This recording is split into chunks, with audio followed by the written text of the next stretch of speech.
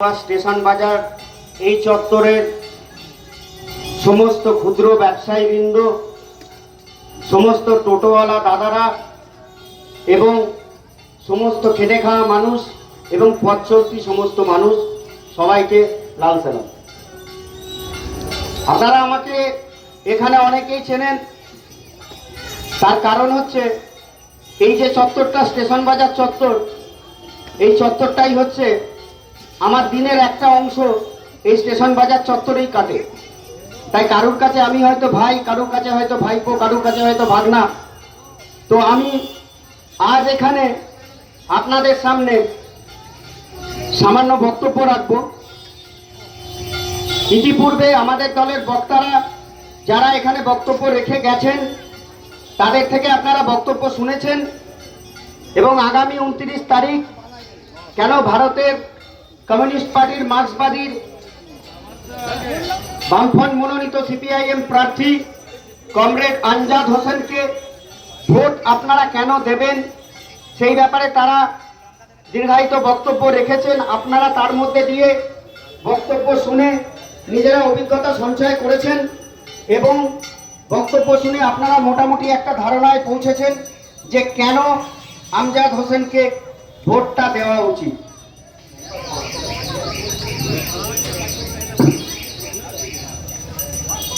বক্তব্য আপনারা ইতিমধ্যেই জানেন, আর মাত্র 4 দিন বাকি আছে। এই 4 দিন পরে গণতন্ত্রের যে বৃহত্তম উৎসব অর্থাৎ বিধানসভা নির্বাচন, সেই বিধানসভা নির্বাচন আপনার এলাকায় নিজস্ব বুথে অনুষ্ঠিত হবে। এই 4 দিনের মধ্যে আপনাকে একটা সিদ্ধান্তে পৌঁছাতে হবে যে আগামী 29 তারিখ সকালবেলায় আপনি যখন আপনার ভোটদান কেন্দ্রে বোতামটা টিপতে যাবেন, তখন আপনি কাকে বোতামটা টিপবেন, আপনার এই একটা সিদ্ধান্তের উপর নির্ভর করছে যে আগামী 5টা বছর আপনি কিভাবে থাকবেন, আগামী 5টা বছর আপনি আপনার এলাকায় যে বিধায়ক আছে তার থেকে কি কি পরিষেবা পাবেন কি পাবেন না, আগামী 5টা বছর আপনার এলাকায় আপনি যাকে নির্বাচিত করবেন সেই নির্বাচিত বিধায়কের দেখা পাবেন কি পাবেন না, সেই নির্বাচিত বিধায়ককে যখন আপনার দরকার পড়বে তখন তার পরিষেবা আপনি পাবেন কি পাবেন না, সেটা আপনাকেই ঠিক করে নিতে হবে। প্রত্যেকটি রাজনৈতিক দল যখন আপনাদের কাছে আসছে এই মুহূর্তে তাদের নির্বাচনের বিভিন্ন প্রতিশ্রুতি নিয়ে, আমরা সিপিআইএম পার্টির পক্ষ থেকে কমরেড আমজাদ হোসেনের সমর্থনে আপনাদের কাছেও আসছি আমাদের বক্তব্য শোনাতে। আমাদের বক্তব্য শুনে আপনাকে ঠিক করতে হবে যে আপনি আপনার যে সিদ্ধান্ত নিয়েছেন সেই সিদ্ধান্তের উপর ভিত্তি করে কমরেড আমজাদ হোসেনকে ভোটটা দেবেন কি দেবেন না। আপনারা জানেন যে এই মুহূর্তে আমাদের দেশ এবং রাজ্য তারা একটা খাদের কিনারায় দাঁড়িয়ে গেছে। এমন পরিস্থিতি চলে এসছে আমাদের দেশ এবং রাজ্যের, যেখানে আমাদের পশ্চিমবাংলায় যে রাজনৈতিক দল তৃণমূল কংগ্রেস 2011 সাল থেকে ক্ষমতা চালাচ্ছে এবং কেন্দ্রে যে বিজেপি সরকার আছে সেই বিজেপি সরকার 2014 সাল থেকে এই রাজ্যে ক্ষমতায় আছে এবং এই দুই সরকার এবং এই দুই ফুল যখন আপনার আমার বাড়ির ছেলে মেয়েদের আমাদের সবাইকে যখন ধর্ম কর্মের লড়াইয়ে মাতিয়ে রেখে দিচ্ছে, যখন আমরা ভারতের কমিউনিস্ট পার্টি মার্ক্সবাদী আমরা তখন রাস্তায় লড়াই করছি মানুষের নিত্য প্রয়োজনীয় দ্রব্যের মূল্যবৃদ্ধি, প্রত্যেকটি মানুষের জীবনের অধিকার নিয়ে, 100 দিনের কাজ নিয়ে, গরিব মানুষের অধিকার নিয়ে, শ্রমিক কৃষকের অধিকার নিয়ে আমাদের লড়াই চলছে। এই দুই ফুল যখন আপনাকে অস্ত্রের ঝলকানিতে লড়িয়ে দিতে চাইছে, আমরা যখন আপনাদের জন্য প্রস্তের লড়াই করছি, এই দুই ফুলের লড়াইয়ের এজেন্ডা যখন শ্মশান না কবরস্থান, আমাদের তখন লড়াইয়ের এজেন্ডা হচ্ছে কর্মসংস্থান। এই দুই ফুল যখন আপনার জন্য আপনার বাড়ির ছেলে মেয়েদের অস্ত্রের ঝলকানি দেখাচ্ছে, আমরা তখন বলছি যে না, এখন আমাদের গরিব মানুষের জন্য বস্ত্রের লড়াই করবার সময়। 2011 সাল থেকে এই রাজ্যে মমতা ব্যানার্জি সরকারটা চালাচ্ছে। কি পরিস্থিতি সৃষ্টি করেছেন এই রাজ্যের মধ্যে? ক্ষমতায় আসবার পর 2011 সালে উনি প্রথম বলেছিলেন যে এই রাজ্যে প্রতি বছর 2 লক্ষ বেকারের চাকরি হবো। হয়েছে? 2 লক্ষ বেকারের চাকরি হয়েছে। প্রত্যেক বছর দুর্গাপুজোর সময় আমরা কি দেখেছি? টিভিতে মমতা ব্যানার্জি কাঁচি নিয়ে বসে আছেন, ফিতে কাটছেন, রিমোট কন্ট্রোলে ফিতে কাটছেন, একসঙ্গে 10,000, 20,000, 25,000 প্যান্ডেলের উদ্বোধন করছেন। এই এলাকায় আমার বক্তব্য যাদের কানে পৌঁছাচ্ছে তারা একটু বুকে হাত রেখে বলুন তো, আজ অব্দি আপনারা paper, news paper, TV, social media কোন জায়গায় দেখেছেন আমাদের রাজ্যের মুখ্যমন্ত্রী মমতা ব্যানার্জি কখনো কাঁচি হাতে একটা সেফটি পিন কারখানার উদ্বোধন করছে? কাঁচি হাতে কখনো দেখেছেন একটা সেফটি পিন কারখানার উদ্বোধন করতে? 2011 সাল থেকে এই 2025-26 সাল অব্দি এই 15 বছরে যেখানে বামফ্রন্ট আমলে প্রতি বছর নিয়ম করে দুর্গাপুজো, কালী পুজো, ঈদ, মহরম, বড়দিনের মতো SSC, PSC, TET, primary, WBCS বিভিন্ন পরীক্ষাগুলো হতো। আজকে এখানে আমরা কি দেখতে পাচ্ছি? বিগত 15 বছরে উনি একবার এসএসসি পরীক্ষা করিয়েছেন, তাও সেটাতে এত চুরি করেছেন যে উনি এবং ওনার দল যে হাইকোর্টের রায়ে ওই সমস্ত 26,000 যে চাকরিজীবী যারা চাকরি পেয়েছিল, সেই চাকরি যারা পেয়েছিল তাদের প্যানেলটা ক্যান্সেল হয়ে যেত। তাদের প্যানেলটা ক্যান্সেল হয়ে গেছে। এবার এখন কি দুরবস্থার সৃষ্টি করেছেন এই রাজ্যের বুকে এই মমতা ব্যানার্জির সরকার। শুধু শিক্ষাক্ষেত্র, আজকে আমাদের রাজ্যে 10,000 স্কুল বন্ধ। আজকে আমাদের রাজ্যের এমন অবস্থা দাঁড়িয়েছে, যখন একটা সময় ছিল এই আমাদের আশেপাশে ইটাচুনা কলেজ আছে, এদিকে মেমারি কলেজ আছে, ওদিকে বাগাতি কলেজ আছে, যখন সেখানে একটা ছেলে উচ্চ মাধ্যমিক পাস করবার পর সেখানে অনার্স করবার জন্য লাইন পড়ে যেত, আজকে সেখানে সব কলেজের সিটগুলো সব ফাঁকা পড়ে আছে। এক একটা কলেজের বুকে উনি সিন্ডিকেট তৈরি করেছেন, যেখানে ওর ভাই ভাইপোরা বসে থেকে এক একটা অনার্স সাবজেক্ট, যেটা বামফ্রন্ট আমলে এক একটা ছেলে নিজের যোগ্যতার ভিত্তিতে বিনা পয়সায় পড়তে পারত, সেখানে এদেরকে 50,000, 30,000, 40,000 টাকা ঘুষ না দিলে তারা অনার্সটা পাচ্ছে না। এমন অবস্থা দাঁড় করিয়েছে। এই পান্ডুয়া ব্লকের মধ্যে ইলছবা মন্ডলাই হাই স্কুল, একটা সময় এই ইলছবা মন্ডলাই হাই স্কুলের বিজ্ঞান বিভাগ, বাণিজ্য বিভাগ ছিল। আজকে এই সরকারের প্রধানতায় ইলছবা মন্ডলাই হাই স্কুল থেকে বিজ্ঞান বাণিজ্য বিভাগটা বন্ধ হয়ে গেছে। যে ইলছবা মন্ডলাই হাই স্কুল থেকে বছরের পর বছর বহু বড় বড় ডাক্তার, ইঞ্জিনিয়াররা, বহু বড় বড় আইনজীবী, শিক্ষকরা বেরিয়েছেন, আজকে সেই ইলছবা মন্ডলাই হাই স্কুলের বিজ্ঞান এবং বাণিজ্য বিভাগেরা বন্ধ করে দিয়েছে। ভাবতে পারছেন কি দৈন্য দশা চলছে রাজ্যটার বুকে? শিক্ষাক্ষেত্র তো ছেড়ে দিন। মনে রাখবেন 2004 সালের যে লোকসভা নির্বাচন হয়েছিল, যখন এই রাজ্যে বামফ্রন্ট সরকারটা ক্ষমতায় ছিল, সেই বামফ্রন্ট সরকারটা সেই লোকসভা নির্বাচনে সারা ভারতের অন্যান্য দলগুলো মিলিয়ে যখন সারা ভারত থেকে 69 জন বামপন্থী সাংসদরা কেন্দ্রে গেছিলেন, তখন কেন্দ্রের সরকারটা ছিলেন ডক্টর মনমোহন সিং। কেন্দ্রের সরকারটা ছিল কংগ্রেস, সেই সরকারের প্রধানমন্ত্রী ছিলেন ডক্টর মনমোহন সিং। সেই মনমোহন সিং এর সময়ে আমাদের এই বামপন্থী দলগুলোকে তারা জিজ্ঞেস করেছিলেন যে আপনাদের তো 69 জন সাংসদ আছে, আপনারা বলুন কোন কোন দপ্তরের মন্ত্রী পদ আপনাদের লাগবে। আমরা তখন বলেছিলাম যে না, আমাদের কোনো মন্ত্রী পদ লাগবে না, আমাদের কোনো মন্ত্রী পদ লাগবে না, তার বদলে গরিব খেতে খাওয়া মানুষের জন্য আমাদের কিছু দাবি দেওয়া আছে, সেই দাবি দেওয়াগুলো মানতে হবে। তখন বলছে কি বলছেন? মমতা ব্যানার্জি ওদিকে একটা সিট জিতে এসে বলে আমাকে রেলমন্ত্রী করো, ওদিকে বিহার থেকে লালু প্রসাদ 4টে সিট জিতে এসে বলে আমাকে খাদ্যমন্ত্রী করো, ওদিকে নীতিশ কুমার 5টা সিট জিতে এসে বলে আমাকে অর্থমন্ত্রী করো। আপনারা বলছেন যে আপনাদের একটাও লাগবে না। আমরা বলেছিলাম না, লাগবে না। আমাদের দরকার কি? আমাদের যে গরিব মানুষ তারা সেই সময় নির্বাচনে আমাদেরকে জনপ্রতিনিধিত্ব করিয়ে এমপি বানিয়ে পাঠিয়েছেন, আমাদের তাদের জন্য কিছু দায়বদ্ধতা থেকে যায়। এই গরিব মানুষের জন্য আমরা চালু করেছিলাম 100 দিনের কাজ। এই গরিব মানুষের জন্য 2004 সালে আমরা চালু করেছিলাম 100 দিনের কাজ, এবং আমাদের দাবি ছিল প্রথম দফায় 100 দিনের কাজ চালু হয়ে যাবার পর আস্তে আস্তে সেই 100 দিনের কাজকে 200 দিন, এবং সেই 100 দিনের কাজের যে দৈনিক মজুরি ছিল 200 টাকা, সেই 200 টাকাকে ধাপে ধাপে বাড়িয়ে 250 থেকে 300 টাকা করতে হবে। এটা আমরা 2004 সালে বলেছিলাম। আজকে আপনারা যারা বলেন না এই বামপন্থী দলগুলো চলে গেছে, শূন্য হয়ে গেছে, দেখুন গরিব মানুষের 100 দিনের কাজটাও শূন্য হয়ে গেছে। দেখুন কেরালাতে আমাদের সরকারটা চলছে, আমাদের কেরালাতে এই লাল ঝান্ডার সরকারটা চলছে, সেখানে এখন 100 দিনের কাজের দৈনিক মজুরি 700 টাকা। ইতিপূর্বে আমাদের এক বক্তা বলে গেছে, আগে আমরা কি দেখতাম ছোটবেলায়, যে আমাদের এই বন্ধু বান্ধব যারা ক্লাস 8-9-এর পর তুলনামূলকভাবে তারা একটু কম পড়াশোনায় ভালো ছিল, যারা মনে করতে যে না আর পড়াশোনাটা আমার দ্বারা দীর্ঘায়িত করা যাচ্ছে না, আমাকে আমার সংসারের হাল ধরতে হবে, সেই জন্য তারা কি করতো, কেউ গুজরাট, কেউ বোম্বে, তারা সোনার কাজ শিখতে যেত। হ্যাঁ, অত্যন্ত মানে তাদের প্রতি অত্যন্ত সম্মান জানিয়ে বলছি, তারা সবাইকার দ্বারা তো পড়াশোনা হবে না, সবাই তো ডাক্তার হবে না, সবাই তো ইঞ্জিনিয়ার হবে না, সবাই যদি ডাক্তার ইঞ্জিনিয়ার হয় তাহলে গয়নাটা কে বানাবে, তাই না? তো তারা সোনার কাজ করতে যেত, এটাই আমরা দেখতাম। তারপর কি দেখতাম, যারা খুব শিক্ষিত ছেলে মেয়ে, তারা কলেজ, উচ্চ মাধ্যমিক বিভিন্ন জায়গায় পাস করে বিভিন্ন technical degree, diploma, BTech, MBA, ITI এসব করে হয় পশ্চিমবাংলাতেই কাজ করত, অথবা কিছু কিছু ছেলে ছিল যারা বাইরে অন্যান্য রাজ্যে, দক্ষিণ ভারতে চেন্নাই, ব্যাঙ্গালোর, মুম্বাই এসব জায়গায় কাজ করতে যেত।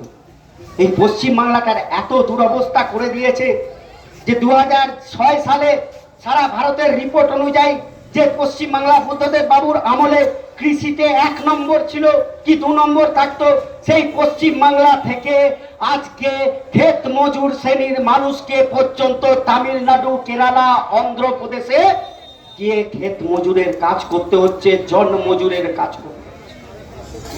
ভাবতে পারছেন আপনারা দুরবস্থা কি করে দিয়েছে এই রাজ্যটার বুকে?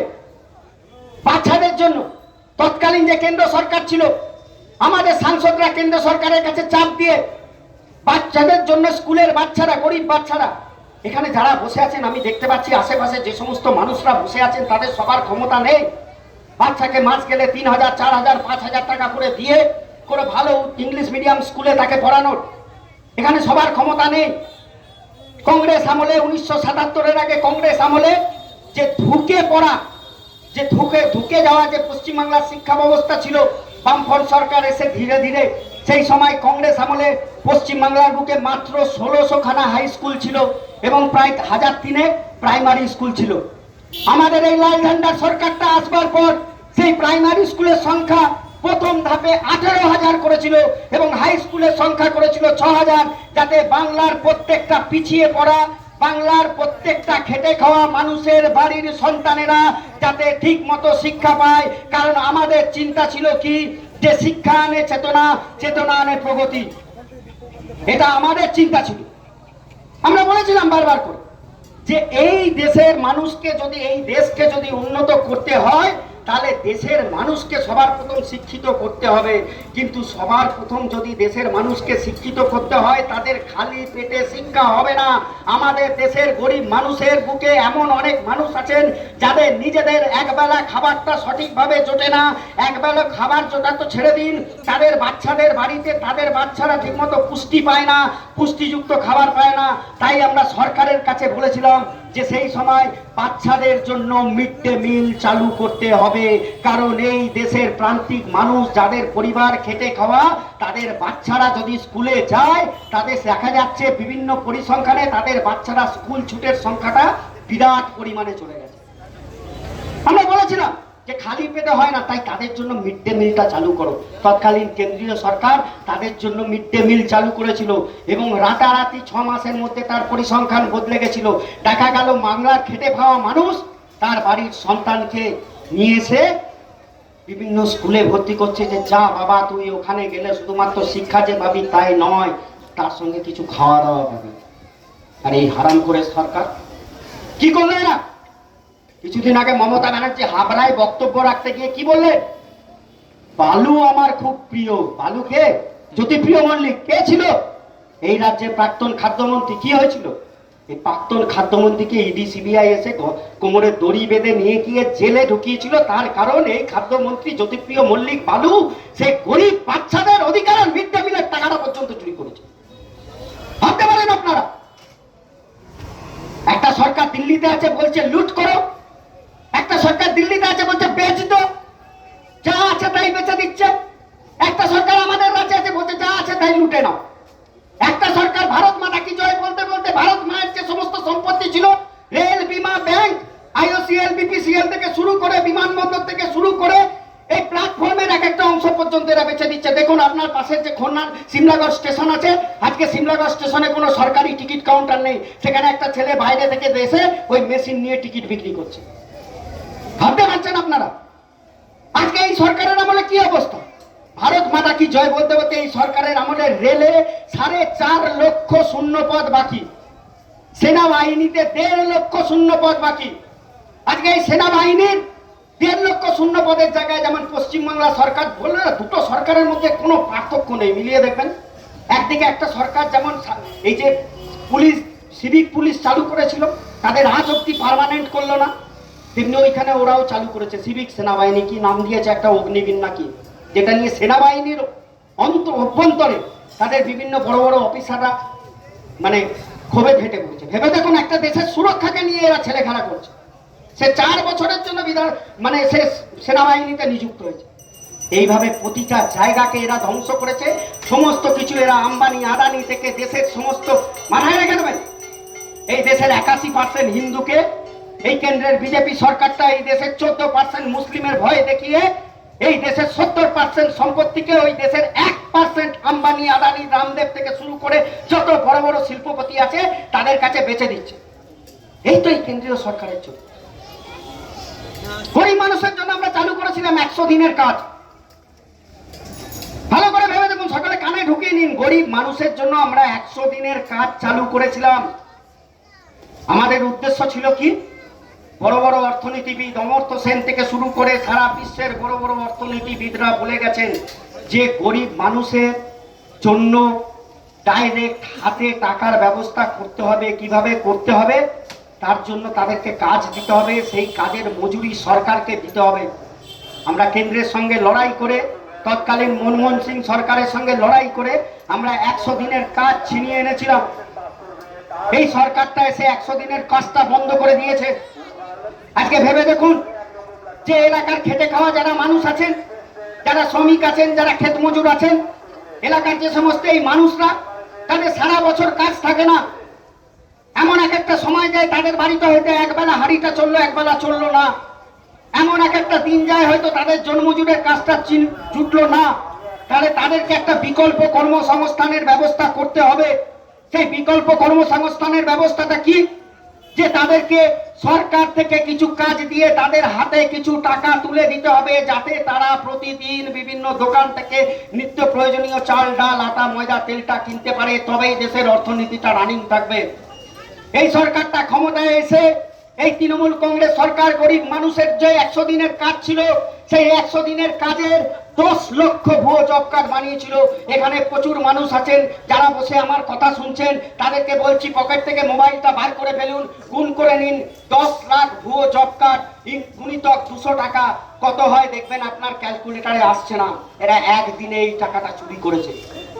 ভাবতে পারেন তাহলে 1 বছরে 100 দিনে এরা কত টাকা চুরি করেছে। ভাবতে পারেন তাহলে 5 বছরে এরা কত টাকাটা চুরি করেছে। এই সরকারটা এইভাবে সাধারণ মানুষকে পথে বসিয়ে দিয়েছে। ঠিক আছে, তৃণমূল কংগ্রেস তো চুরি করেছে, আমরা সবাই জানি। 100 দিনের কাজটা এদের চুরির জন্য বন্ধ হয়েছে। তুমি তো কেন্দ্রে বসে আছো নরেন্দ্র মোদী, তুমি তো বলো তুমি তো দেশের চৌকিদার, তোমার তো 56 ইঞ্চি ছাতি, তুমি তো নাকি গরিব মানুষের দেখভাল করবে। তো যখন 100 দিনের কাজটা বন্ধ করে দিল, তুমি কেন পুনরায় সেই 100 দিনের কাজটাকে চালু করালে না? তুমি কেন 100 দিনের কাজটা চালু করালে না? ক্ষতিটা কার হলো? আমরা তো বলছি, তোমরা বলছো এ টাকা চুরি করেছে, ওরা বলছে যে না ওরা টাকা চুরি করেছে বলে আমরা টাকা দেবো না। কেন তুমি তাহলে টাকাটা চুরি করলে না? আমরা যেমন বামপন্থীরা সারা বছর রাস্তায় লড়ছি, তেমনি আমাদের দলের অভ্যন্তরে যে সমস্ত আইনজীবীরা আছেন তারা হাইকোর্ট সুপ্রিম কোর্টে লড়ে এর বিরুদ্ধে কেস করে গরিব মানুষের 100 দিনের কাজটা যাতে পুনরায় চালু হয় সেই জন্য হাইকোর্ট সুপ্রিম কোর্টে গিয়ে লড়াই করেছিলেন। এবং লড়াইয়ের ফলে তৎকালীন high court supreme court ED CBI যে সমস্ত কেন্দ্রীয় সংস্থাগুলো আছে, গোয়েন্দা সংস্থাগুলো, তাদেরকে এখানে নিয়োগ করেছিল যে তোমরা বিচারটা করো। ফলাফল কি হলো? ফলাফল কি হলো? আজকে কেন্দ্রের মোদী সরকার আমরা দেখতে পাচ্ছি এই বিধানসভা নির্বাচনের আগে মোদী থেকে অমিত শাহ থেকে উত্তরপ্রদেশের মুখ্যমন্ত্রী যোগী আদিত্যনাথ থেকে আসামের মুখ্যমন্ত্রী হেমন্ত বিশ্ব শর্মা থেকে বিভিন্ন রাজ্যের উত্তরাখণ্ডের মুখ্যমন্ত্রী উপমুখ্যমন্ত্রী থেকে দিল্লির বড় বড় তাবড় তাবড় নেতারা রোজ কলকাতার বুকে ডেলি প্যাসেঞ্জারি করছেন, কলকাতার বুকে বিভিন্ন 5 স্টার হোটেলে তাদের জন্য বড় বড় সুইট বুক করা আছে, তারা বিভিন্ন জায়গায় বিভিন্ন মিছিল মিটিংয়ে হাঁটছেন। আমরা তো বলছি এত কিছু করার দরকার ছিল না। যদি আপনারা কেন্দ্রীয় যে গোয়েন্দা সংস্থাগুলো আছে ইডি সিবিআই, সেই ইডি সিবিআই কে সঠিকভাবে আপনারা নির্দেশ দিতেন যে সঠিকভাবে তদন্তটা করো, তাহলে কবে এই পিসি ভাইপোর সরকার যে কালীঘাটে বসে সাধারণ মানুষের টাকা দিনের পর দিন চুরি করছে, কবে এরা গ্যারেজ হয়ে যেত। আপনারা সেটিং এর কথা বলেন না, সেটিং এর কথা বলেন। কি পরিমাণ সেটিং আপনারা করে রেখেছেন এই দুই ফুল মিলে, কি পরিমাণ সেটিংটা চলছে এই দুই ফুল মিলে। আজকে ভোটের সময় এসে আপনারা নতুন সেটিং এর তত্ত্ব শুরু করেছেন যে সিপিএম সেটিং করেছে। 2018 সাল থেকে যখন এই দেশে এই রাজ্যে প্রথম তৃণমূল সরকারটা এলো, তখন তাদের প্রথম চুরিটা ছিল সারদা কেলেঙ্কারি। মনে করে দেখুন, সারদা কেলেঙ্কারিতে তারা কোটি কোটি টাকা চুরি করেছিল।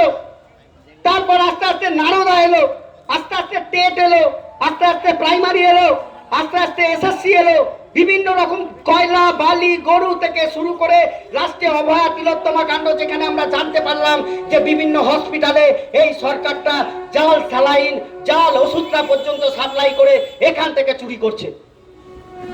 তুমি তো কেন্দ্রের নরেন্দ্র মোদীর সরকার।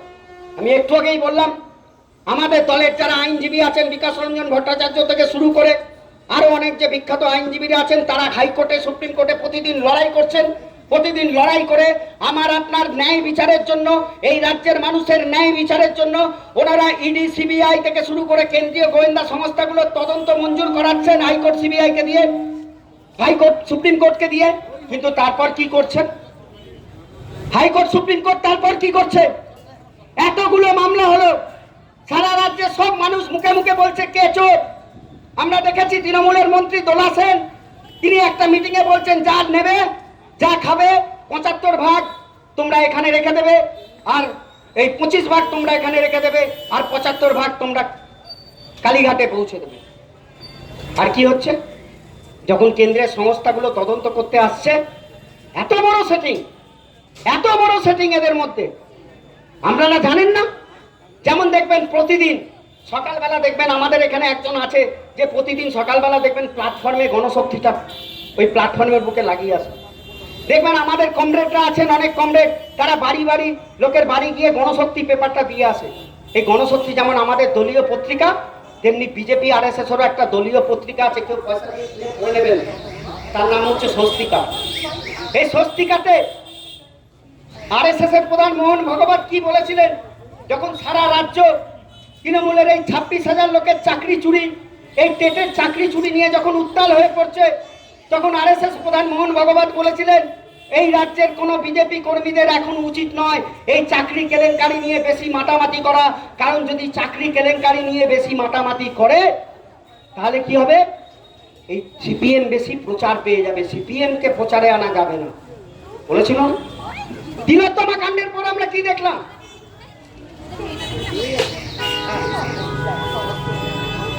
তিলোত্তমা কাণ্ডের পর আমরা কি দেখেছিলাম? তিলোত্তমা কাণ্ডের পর আমরা দেখেছিলাম যে তিলোত্তমার মা যখন এখানে ছিল, তখন কেন্দ্রের অমিত শাহ এতবার কলকাতায় এসেও একবার দেখা করতে যাননি, একটা বিচার হয়নি সেই সময়। উল্টে কি দেখলাম? উল্টে বিচারের নামে একটা প্রহসন হলো, কেউ ধরা পড়লো না। এই রাজ্যের জাল ওষুধ জাল স্যালাইন এসব পাচারের যে মূল পান্ডা, সে দিব্যি বাড়িতে 1.5 কোটি টাকার লাইট আর 5 কোটি টাকার ওই চলমান সিঁড়ি লাগিয়ে দিব্যি হাওয়া খেতে থাকলো। আপনারা সেটিং এর কথা বলে একটা তদন্তের বিচার করতে পেরেছেন? কিচ্ছু করতে হতো না আপনাদের। এই প্রতিদিন দিল্লি থেকে ডেলি প্যাসেঞ্জারি করতে হতো না। যদি আপনাদের পাঠানো ইডি সিবিআই সততার সঙ্গে এই রাজ্যে তদন্তগুলো করতো, তাহলে বাংলার মানুষের দুহাত ভরে আশীর্বাদ আপনারা পেতেন যে হ্যাঁ এই মুহূর্তে বাংলার মানুষের যে নিজস্ব যে সম্পদ আছে, সেই সম্পদকে চুরি হওয়া থেকে ওই দিল্লির বিজেপিটা পাঠালো। কিন্তু তা আপনারা করলেন। আপনারা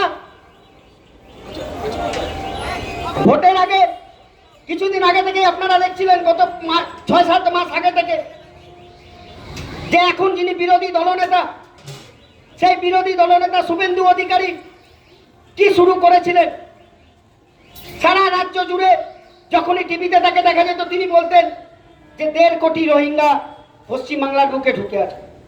এসআইআর চালু হলো, এই দুই দল তাদের নিজেদের যে অন্যায়গুলো, নিজেদের যে সেটিংগুলো আছে, সেই সেটিংগুলোকে ধামা চাপা দিতে দুটো রাস্তা খুব ভালো অবলম্বন করছে। দেখবেন একটা দল দেখবেন সারাক্ষণ ওই জয় শ্রীরাম, খোল করতাল মাদুলি নিয়ে বিভিন্ন জায়গায় দেখবেন তারা ধর্মীয় হিন্দু ধর্ম নিয়ে মেতে আছে। আর একটা দল দেখবেন তাদের নেত্রী মাথায় হিজাব করে ইনশাআল্লাহ বলে কখনো দেখবেন নামাজে চলে যাচ্ছেন। এই দুই দল আজকে সাধারণ মানুষকে ভুলিয়ে দিতে যে ধর্মের জিগির তুলেছেন, আমি এদের কাছে প্রশ্ন করতে চাই। এই যে শুভেন্দু অধিকারী যিনি বলেছিলেন যে পশ্চিমবাংলায় 1.5 কোটি রোহিঙ্গা ঢুকে আছে, এই তো এসআইআর হলো, কতজন রোহিঙ্গা পেলেন? কতজন রোহিঙ্গা পেলেন? জবাব আছে আপনাদের কাছে। উল্টে আমরা কি দেখলাম? এসআইআর এ যে নাম বাদ গেছে তার 64% হিন্দুদের নাম বাদ গেছে। জেনে রাখুন, এই বিজেপিটা তলে তলে হিন্দুদের জন্য সবচেয়ে বড় সর্বনাশ থেকে আছে। তাই আমরা বলছি আগামী দিনে আপনাদেরকে বিচার করতে হবে। সালটা 2006 ছিল, যে সময় আমাদের মুখ্যমন্ত্রী ছিলেন কমরেড জ্যোতি বসু, এই কমরেড বুদ্ধদেব ভট্টাচার্য। যে সময় আমরা এই রাজ্য কৃষিতে 1 নম্বরে ছিলাম কি 2 নম্বরে থাকতাম, সেই কৃষির উপর ভিত্তি করে সেই বুদ্ধদেব ভট্টাচার্য বলেছিলেন যে রাইটার্সের বিল্ডিংয়ে দাঁড়িয়ে কৃষি আমাদের ভিত্তি, শিল্প আমাদের হাতিয়ার।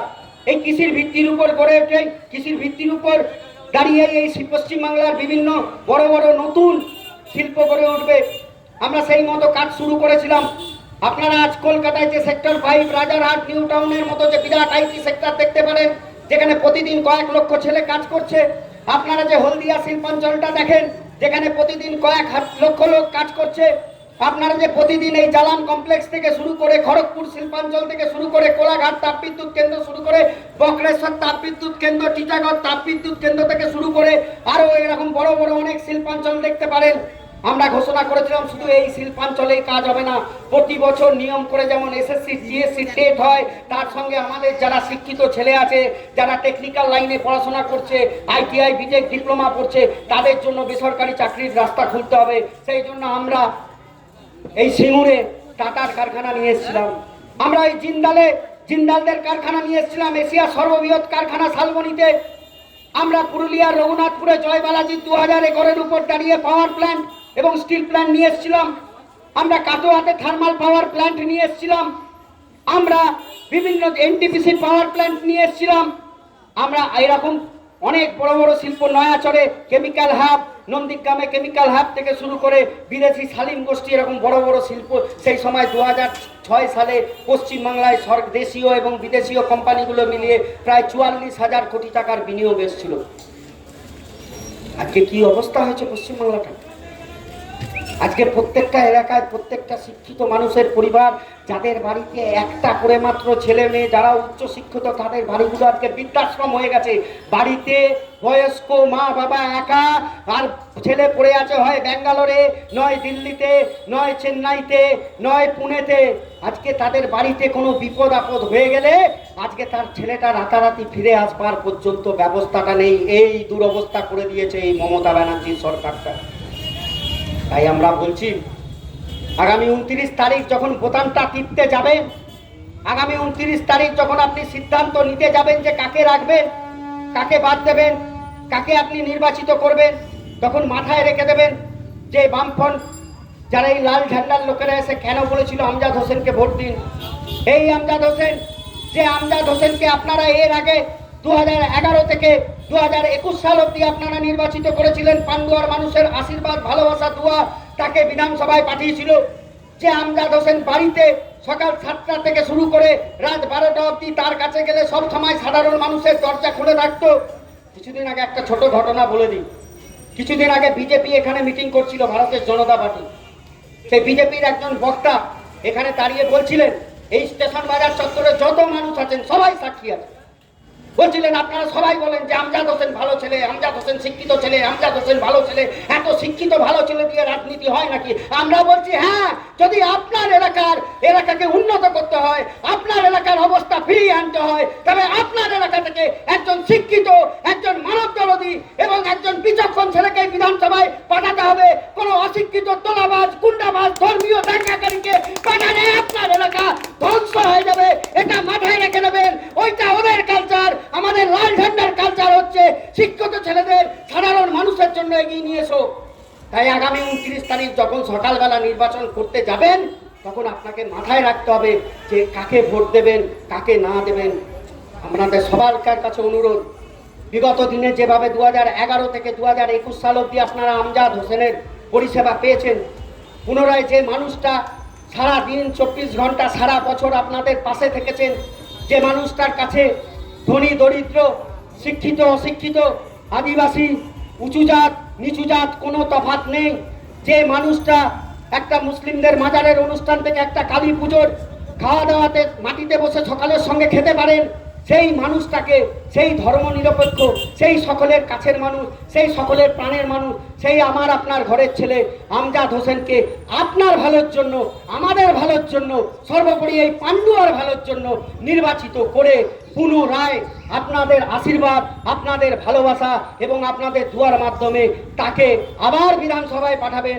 পান্ডুয়ার মানুষের আশীর্বাদ তাকে আবার বিধানসভায় পাঠাবেন এবং আমাদের যারা এই মুহূর্তে আমাদের সম্পর্কে যারা বাজে নোংরা প্ররোচনা দিচ্ছে, যারা নোংরা প্রচার করছে, মিথ্যে প্রচার করছে, তাদেরকে উপযুক্ত জবাব দেবে এই পান্ডুয়ার মানুষ। এই আশা রেখে আমি আমার বক্তব্য শেষ করছি। সকলকে ভালোবাসা জানিয়ে, সকলকে নমস্কার প্রণাম জানিয়ে আমি আমার ভালোবাসা শেষ করছি। ইনকলাব জিন্দাবাদ, সিপিআইএম জিন্দাবাদ।